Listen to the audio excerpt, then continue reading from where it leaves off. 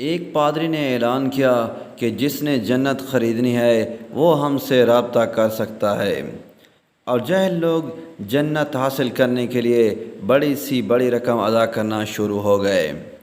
ایسے میں ایک عقل مند شخص جس نے جہالت کا شکار ان لوگوں کو اس احمقانہ کام سے روکنے کے لیے ہر ممکنہ کوشش کی، لیکن سب بے سود۔ آخر ایک دن اس کے ذہن میں ایک ترکیب آئی۔ وہ گرجا گھر گیا اور جنت بیچنے کے انچارج پادری سے کہا، مجھے جہنم خریدنا ہے، کیا قیمت ہے؟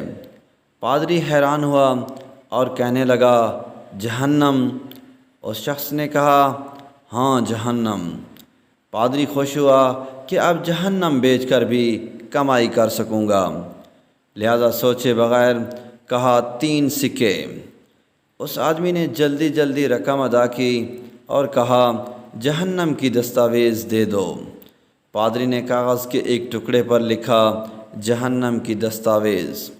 وہ شخص خوشی خوشی دستاویز اٹھا کر چرچ سے نکل آیا اور شہر کے مرکزی چوک پر کھڑا ہو کر چلایا اور کہا، میں نے جہنم خرید لیا ہے، یہ اس کی دستاویز ہیں اور میں کسی کو بھی اس میں داخل نہیں ہونے دوں گا، لہذا تمہیں اب جنت خریدنے کی ضرورت نہیں ہے، کیونکہ میں کسی کو جہنم میں نہیں جانے دوں گا۔ جی ہاں دوستو، یہ شخص تھا سقراط، جس نے اپنے اس اقدام سے لوگوں کو ان کی لا علمی کی وجہ سے کی جانے والی حماقت سے نجات دلائی اور پادری کا سارا کام ٹھپ کر دیا۔